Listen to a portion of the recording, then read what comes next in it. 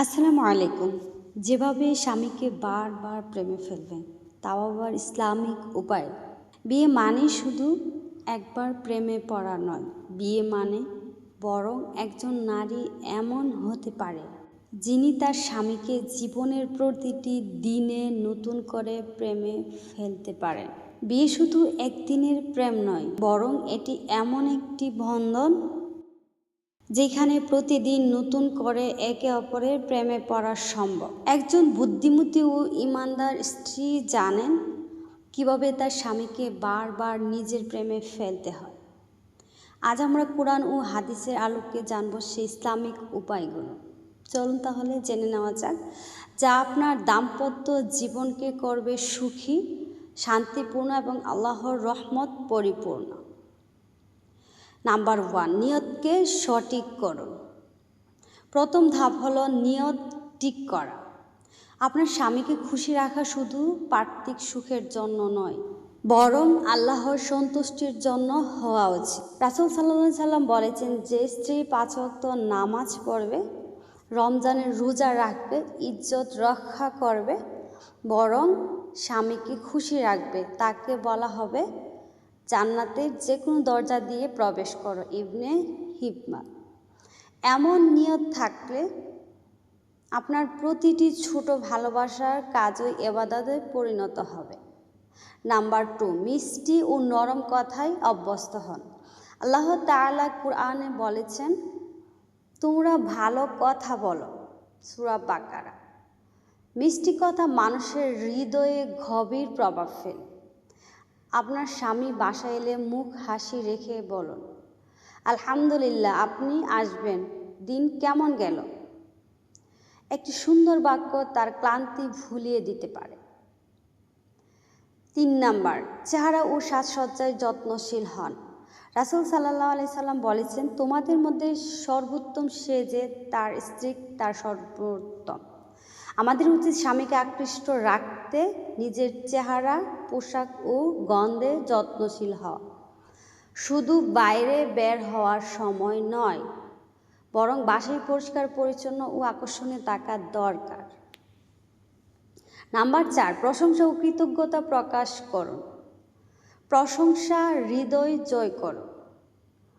রাসূল সাল্লাল্লাহু আলাইহি সাল্লাম বলেছেন, যে মানুষের প্রতি কৃতজ্ঞতা প্রকাশ করে না, সে আল্লাহর প্রতিও কৃতজ্ঞ হয় না।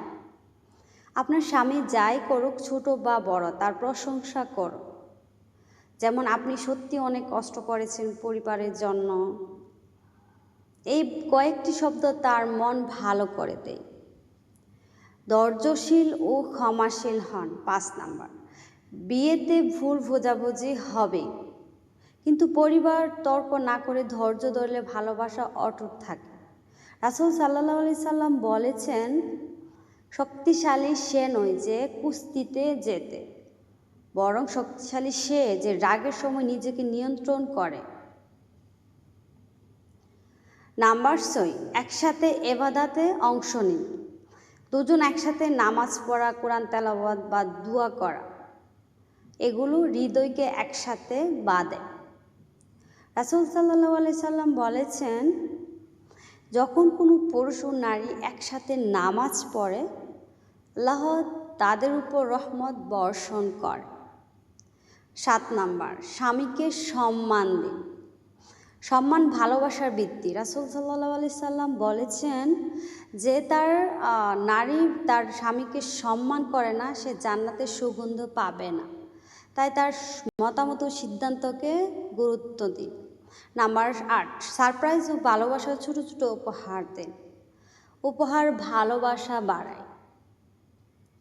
রাসূল সাল্লাল্লাহু আলাইহি সাল্লাম বলেছেন, উপহার দাও, একে অপরকে ভালোবাসা বাড়বে।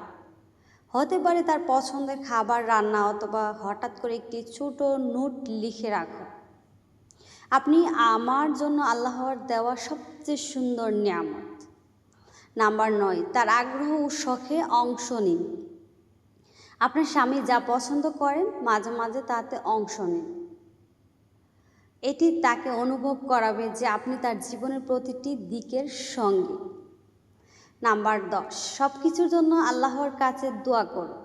সব চেষ্টা করার পরও মনে রাখুন, হৃদয় পরিবর্তনের মালিক কেবল আল্লাহ তাআলা। তাই প্রতিদিন দোয়া করুন, হে আল্লাহ, আমাদের হৃদয়গুলোকে একসাথে আপনার পথে স্থির রাখুন। স্বামীকে বারবার প্রেমে ফেলার রহস্য শুধু বাহ্যিক সৌন্দর্য বা কৌশলে নয়, বরং হৃদয়ের নম্রতা, ইবাদত, প্রতি ভালোবাসা এবং আল্লাহর উপর ভরসায় লুকিয়ে আছে। আপনি যদি ইসলামিক উপায়গুলো জীবনে প্রয়োগ করেন, ভালোবাসা প্রতিদিন নতুন হয়ে ফুটে উঠবে। ইনশাআল্লাহ আপনার দাম্পত্য জীবন হবে জান্নাতের বাগানের মতো শান্তিময়। আসুন, ভালোবাসাকে শুধু অনুভূতি নয়, ইবাদতের অংশ। বিদায় নিচ্ছি এখানেই। আল্লাহ হাফিজ।